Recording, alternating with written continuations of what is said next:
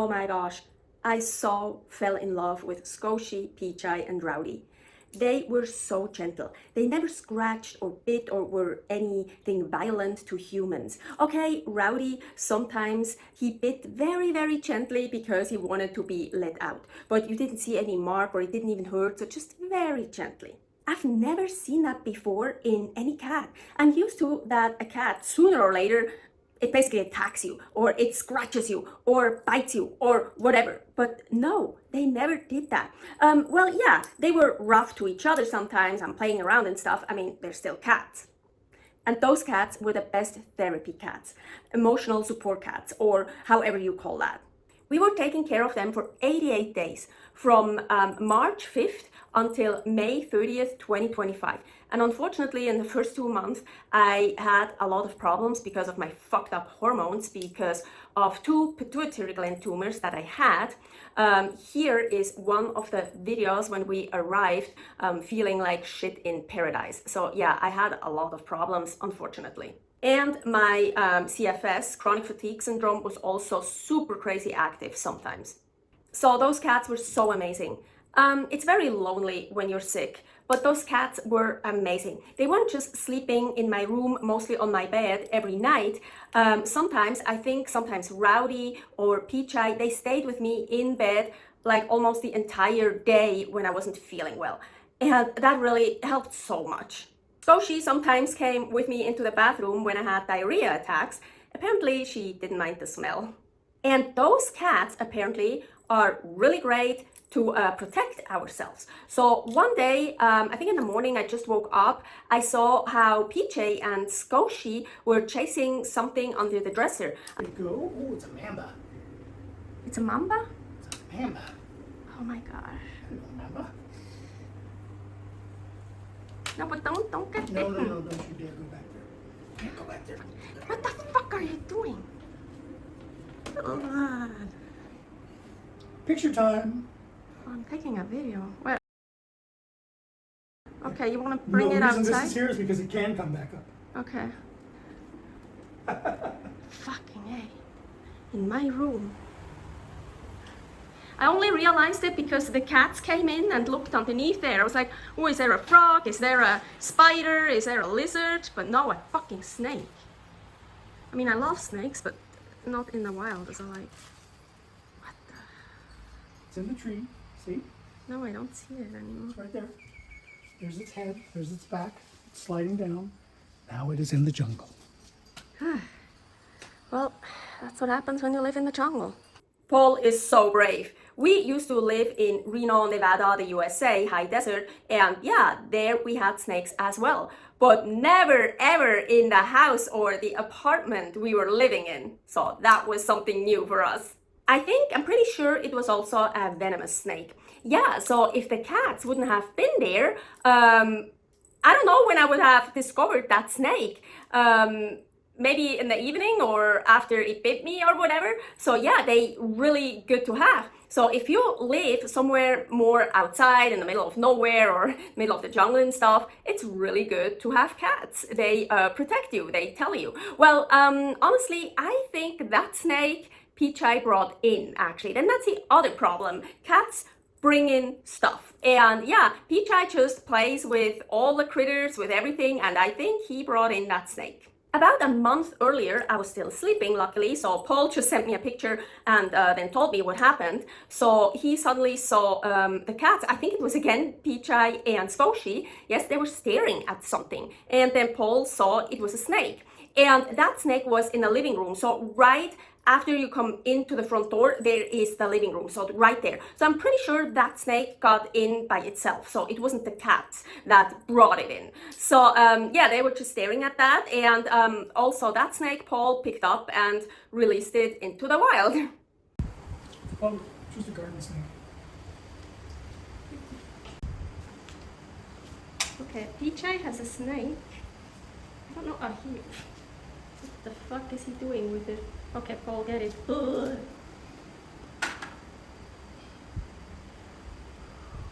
No, Peachai, stop playing with this. Paul, this is not a good angle for you. Peachai won't let go. Peachai! It's not for you to... Oh my god.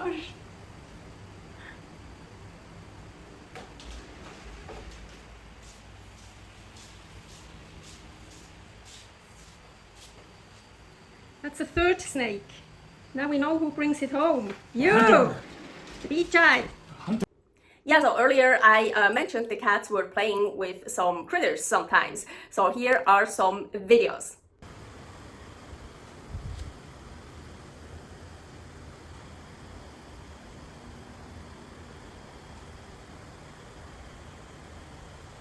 Oh my gosh! Now it just happened that it lost its tail. Because it's scared. Oh my gosh, I've never saw that before. That is so crazy. Still wiggling.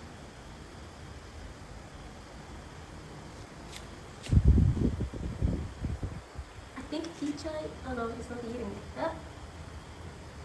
Okay, Pichai just ate the tail. Yeah, he just ate the tail. I just gave him food, but he's not interested.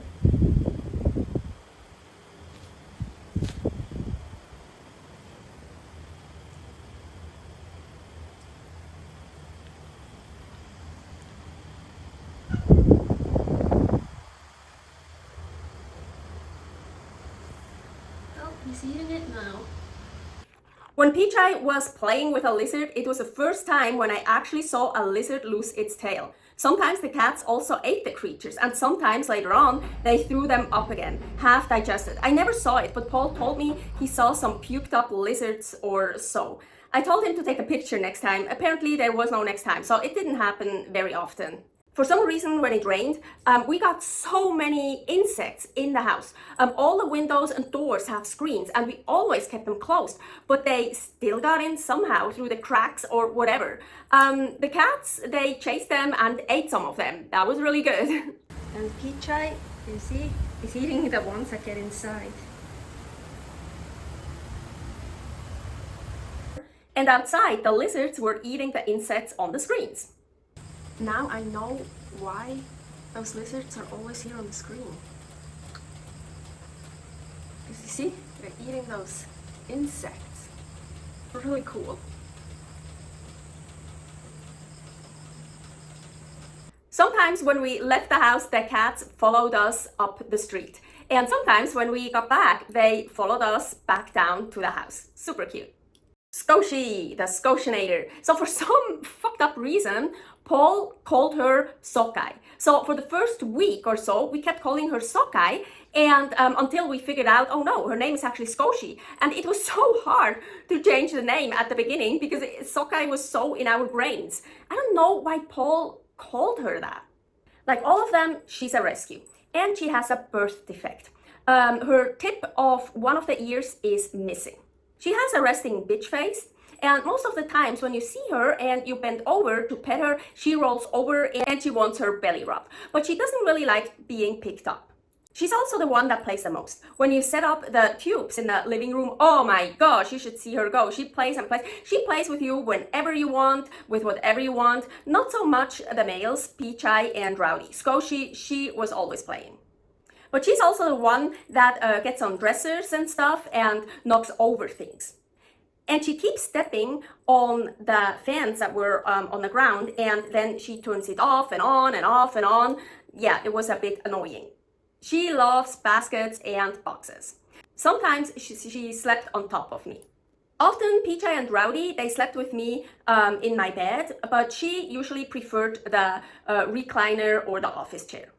Whenever she was able to get into Paul's room, she loved laying on his backpack. We called it her throne because the backpack was like set up on something, so it was her throne. Pichai, the Pichai, he has a curled up tail, a little bit like a pig. I've never seen that before, super cute. But while staying in Thailand, I've seen another cat that had that too. He is the neediest. I'm pretty sure they all loved me very much. But Pichai, sometimes I felt like he really loved me. He really liked being close to me, and sometimes he was just following me around. It was super cute.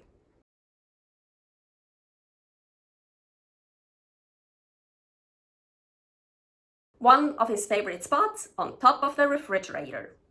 He's the one I usually saw playing with and eating little animals. Rowdo, he's the one that knows how to open sliding doors.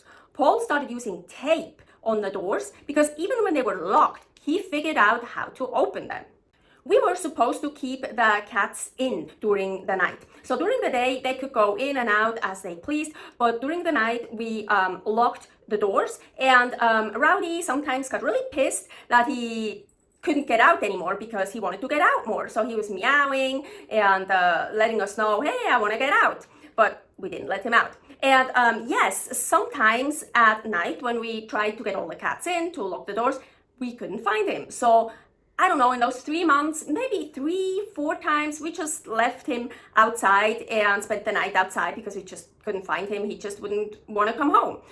The hosts know about that. They said, hey, if you can't find him, you can't find him, just leave him outside. So it's totally fine. But usually we brought him in and locked him inside, what he really didn't like. And sometimes in the morning, I was lucky because for some reason he usually went to Paul and woke up Paul because he wanted to get let out again, like early in the morning.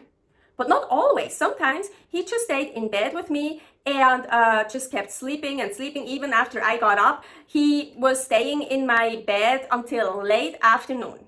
He usually slept right next to me on a pillow. Sometimes, as mentioned, he spent almost all day in my bed or just somewhere else in my room. He was sleeping. He liked to sleep also under my desk, or he also really liked being in the workshop that was across from the main house. Oh, and twice we caught him stealing pork bones out of the garbage. If you are interested in signing up with Trusted House Sitters, use our QR code or link to get 25% off. The link will also be in the description notes. Outside, we saw many animals as well. Butterflies, squirrels, lizards, birds, bugs, spiders. Yeah, it was never quiet. During the day, during the night, there were always nature sounds. But you said something, he's called red or blue or He has red eyes and he's gray with blue spots. Go get closer to him. We don't have any shoes on.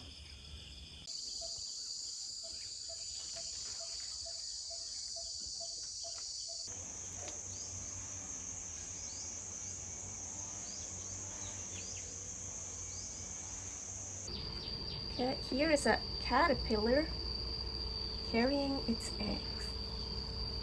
I've never seen that before.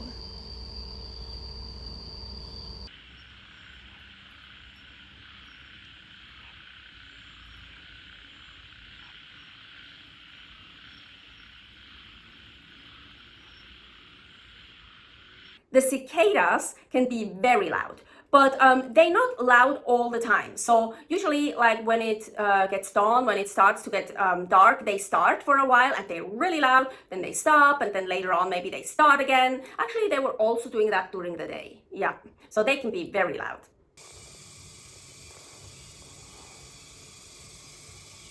We heard so many birds, so many different kinds of birds, but we rarely saw them. I did manage to film some, but usually when I was in the kitchen or somewhere else in the house, and it was sometimes hard to film them through the window screens, and they never stayed long at the same place. But we heard them a lot, and I gave them names.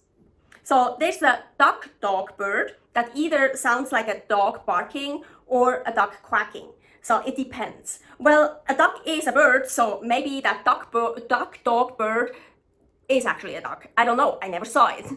So when Paul paid for overweight, it just said 2 times 25 kilograms. It didn't say for which flight. Then the monkey bird, the owl bird that wasn't an owl, the cuckoo bird that was probably a cuckoo, but again, I never saw it.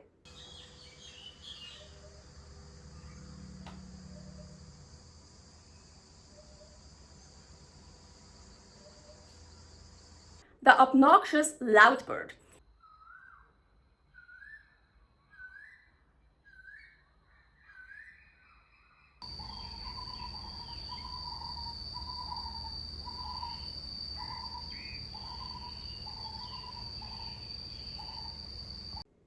And our favorite bird, the fuck you bird.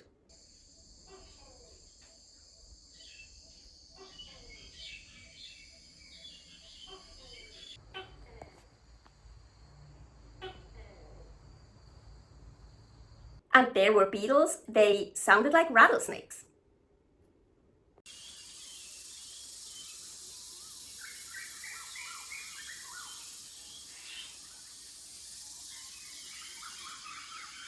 Oh, and I guess some other kind of beetle that made a really weird noise. So at first, Paul and I thought it was some farmer's equipment that made that noise, but it showed up so randomly and like all the time during the day, during the night. Well, I don't think really night, but then we are pretty sure now, no, it has to be an animal. I think beetles. But that sound was really weird.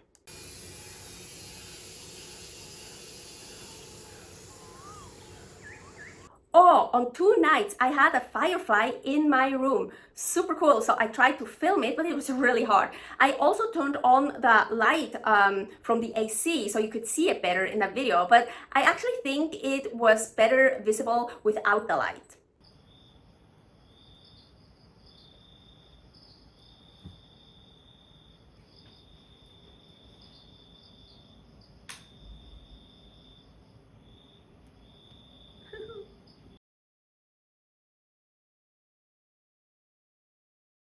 In May, one evening, it was raining pretty hard outside, and there was a black scorpion on the porch. Beautiful black scorpion, quite a big one.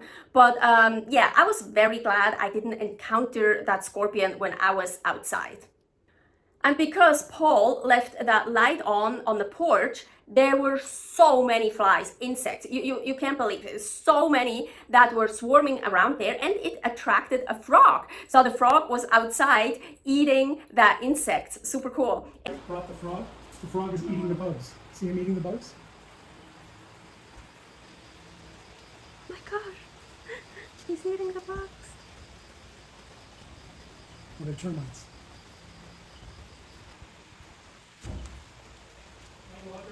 Yes. You should wear shoes or something. My shoes are outside. I've seen the frog before, so he and I are on good terms.